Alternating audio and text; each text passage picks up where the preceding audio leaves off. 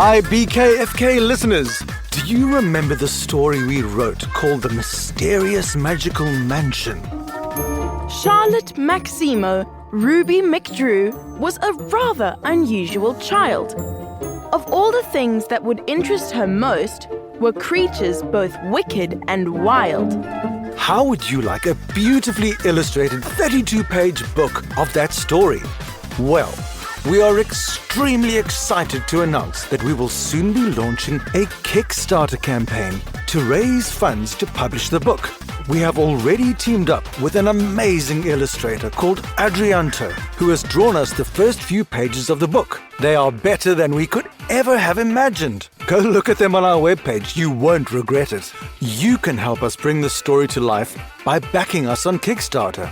When you back us, you will receive the book as well as many options of additional rewards, such as personalized birthday stories, the personalized adventure story, as well as bundles of up to 50 unpublished BKFK stories for you to keep forever. Our campaign launches on the 11th of April 2022. You can have a sneak peek on our website bykids4kids.co, in which you can also see our video where I get burnt by a real dragon.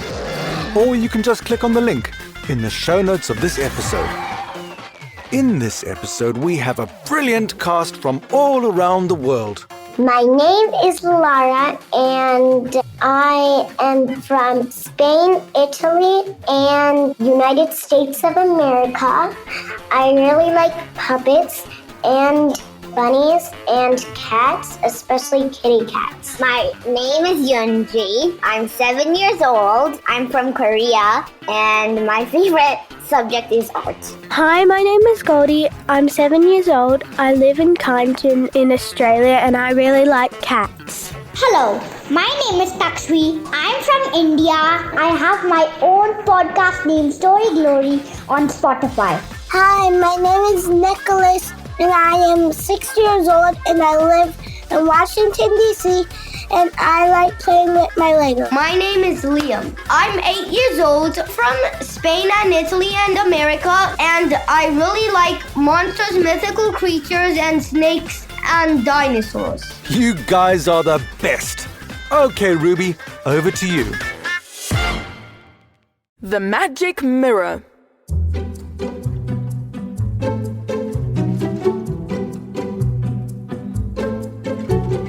Once upon a time in Spain, the king was in his palace. He was lying back in his special chair that could tilt backwards.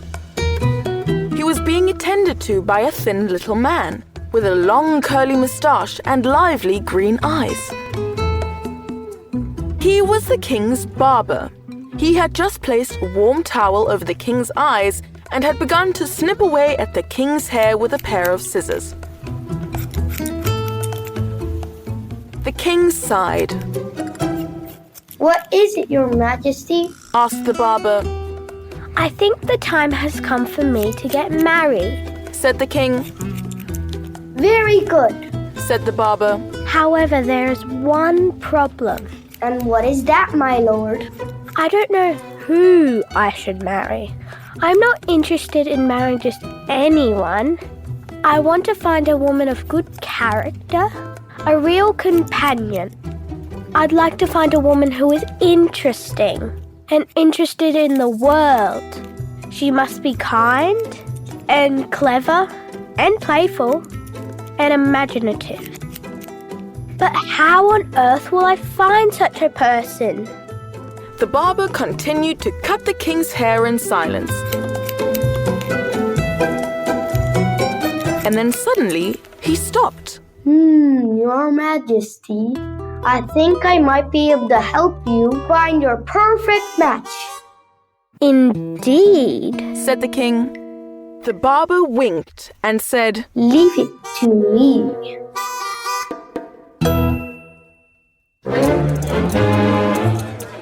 That evening, he was in the most popular tavern in the city, called the Painted Dragon. It was full of lively people who were eating, telling jokes, and gossiping about the latest news. The barber took a sip of ale and then said to his old friend Gertrude, The king wants to get married. Married? spluttered Gertrude. To who? That's the problem. Said the barber. He's looking for the right woman. It's up to me to find the perfect match. A few people close by stopped their conversation and began to listen to the barber. You? Why you? Because I have a magic mirror. Gertrude gasped. Everyone in the tavern stopped talking. They were all listening to what the barber had to say. Yes, a magic mirror. If anyone who is not a good person looks into the mirror will show ugly marks on their face. The crowd gasped. Then they began to chatter amongst each other. The barber gave a quiet giggle, but no one heard in all the noise. Oh my goodness, He said, standing up. it's getting rather late. My bedtime is coming up, so I better be going. And off he went. Gertrude was overwhelmed with excitement. Oh, I have to join my book club. She exclaimed, and huffing and puffing, she too left in a hurry.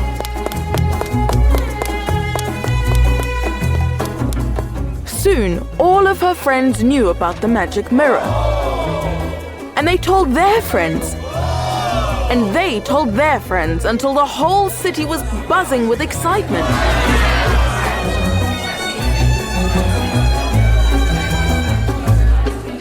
The newspaper man walked through the streets, calling out, Read all about it. Read all about it. The king of Spain is looking for the perfect wife. Just look into the Baba's magic mirror to see if it's you. Now, although hundreds, no, thousands of people had heard the news, can you imagine how many people came to look in the magic mirror? None. The king was loved by all, and he was a very kind and handsome man. So it was surprising that none of the noble ladies did not step forward to be his wife. But they all had some excuse or another. I'm feeling rather ill today. I have a very important appointment somewhere else. The time is not yet right for me to marry. Oh, I just broke a nail. I must get it seen to. Every morning the king would ask the barber who had come forward to look into the mirror. And every time the barber would answer, none. The king sighed unhappily. What could be the problem? I mean, all the other kings seem to manage to find a wife. Is there something wrong with me? I just don't understand. The barber replied, Your Majesty, there is one possibility. I know of a shepherd in the mountains. He might be bold enough to look into the mirror. Would you be willing to marry such a lowly person? Lowly? the king barked. That means nothing to me. She could be a countess or a carpenter.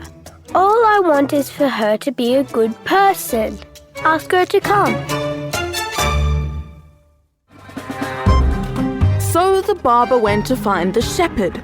Of course, everyone in town soon heard about it, Read all about it. Read all about it. cried the newspaper man. A shepherd from the hills is going to look into the magic mirror.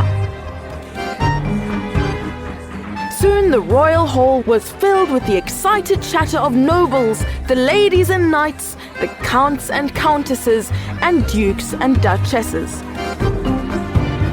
Their chatter was soon drowned out by the bleating of a flock of sheep. The shepherd had come. She entered, and everyone grew quiet.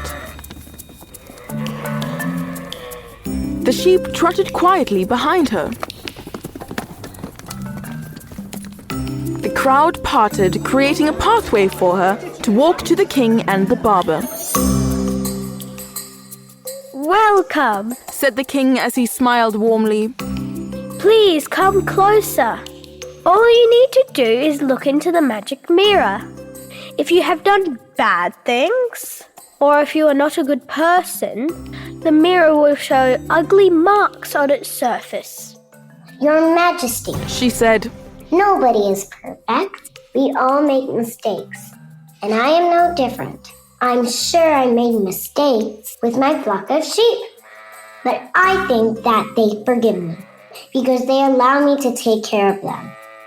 I love my sheep and I do everything I can to protect them. But I have never dreamed of becoming a queen. But I have dreamed of finding a good husband. I have no fear to look into your magic mirror. The barber presented her with the mirror. She walked up to it and looked at her reflection. Everybody in the hall gathered around to see her reflection. "There are no spots on the mirror," said one of the ladies. Impossible! Said a countess as she pushed in between the shepherd and the mirror. The countess looked at her own reflection and also saw no spots. This is not a magic mirror. She shrieked. We've been tricked. This is an outrage! A scandal! Excuse me, Said the barber loudly. if I might just have a word. You are correct. This is not a magic mirror.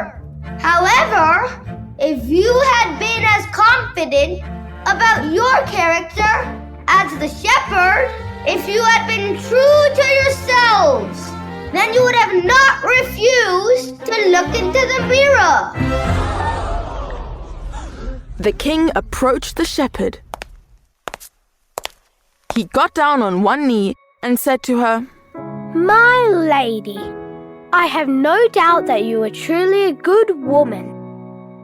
I'm sure you will be a worthy queen and a wonderful wife. Will you marry me? The crowd held their breath.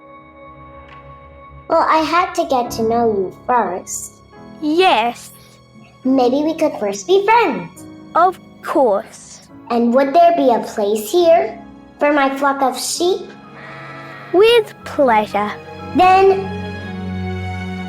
I accept. The crowd burst into cheering.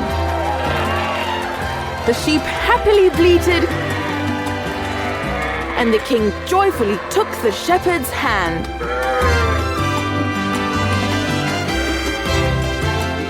They grew to be a happy couple.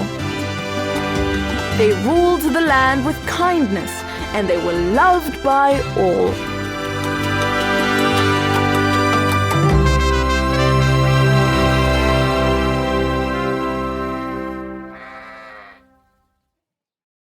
Hey guys, if you like this episode, please share it with your friends and family.